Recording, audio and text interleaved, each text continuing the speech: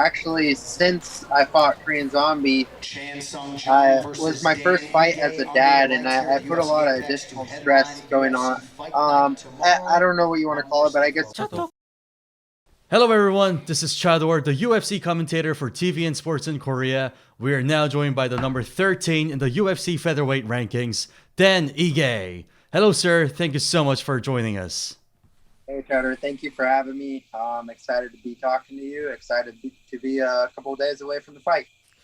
Speaking of which, your fight with Damon Jackson is only a few days away. How ready are you for this fight?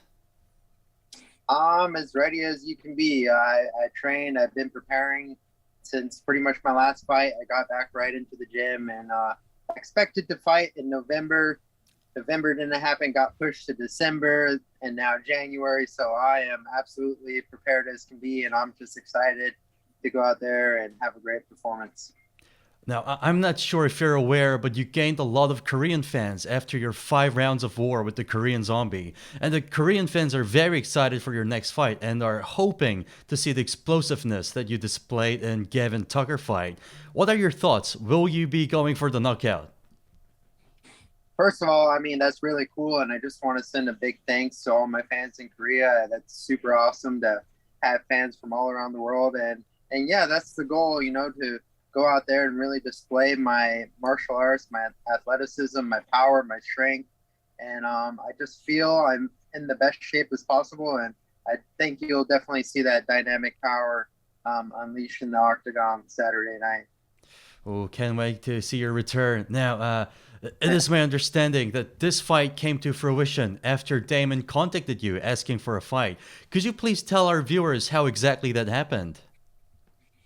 That is true in a way. He did message me, and I was in the midst of speaking with the matchmaker trying to get a fight. And I had mentioned that Damon reached out to me via Instagram, and I knew he was looking for a fight, and everyone was kind of booked up at the time. So I figured it would make sense, and it was either going to be him or Sadiq Youssef. And I was ready for either or, and it ended up being Damon Jackson. So I think he's a great opponent, worthy opponent. He's on a 4-fight winning streak, and he's been looking great. So I'm excited for the test. Wow, so it happened over Instagram, 21st century. Yeah, yeah, yeah. Now, Damon is currently on a 4 win streak and is eager to climb up the rankings to join the top 15. Many fans believe that you have a lot more to lose by fighting him. What are your thoughts on this? I could see how fans could see that from a ranking perspective, but honestly, I treat him just as I would anyone else. I don't treat him as a step down. There's always risk in fighting, obviously.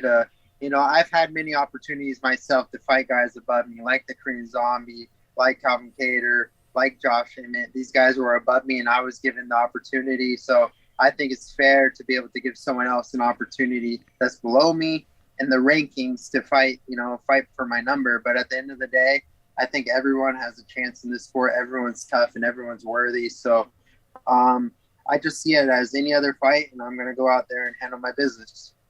Well, that's very humble of you. Spoken like a true professional. Thanks. Now, speaking of rankings, we understand that your recent fights were against featherweights who were ranked top 10 and above. But having 3 losses in a row must put some pressure on your shoulders. How did you overcome the stress? A little bit. Honestly, I had a lot more stress going into those fights. Actually, since I fought Korean Zombie, was my first fight as a dad, and I put a lot of additional stress going on. I don't know what you want to call it, but I guess you could call it stress by wanting to provide for my family, even though I'm already doing so. And I put this immense amount of pressure on myself, even though I can handle pressure, I can handle outside circumstances. But I think I was just being a little extra hard on myself, and it takes away from performance a little bit. And going into this fight, I just really worked on myself. I worked on my mind. I spoke with a mental performance coach. I've been doing that ongoing since June, just trying to figure out my values and what I'm actually fighting for and reassess those things. So I feel I'm in a great place mentally, physically, I'm at my best. And I don't feel the pressure that I have to win. I think I get to just go out there and perform and do something that I love to do, and I definitely I love what I do, so I'm excited. Wow, we have a saying in Korea that no one can beat someone who's enjoying what they're doing. So we're looking forward to the best shape of you. Oh, oh, thank you. Yeah, it's a great saying. Now, finally, any words to the Korean fans who will be rooting for you this weekend? I just want to say thank you guys so much for the continued support. I love Korea. I've never been to Korea, and I would love to come visit one day and just visit the beautiful, beautiful country. Thank you. Appreciate it. Looking forward to you, All right. your performance this weekend. Thank you so much. Take care. Cheers. Have a good day.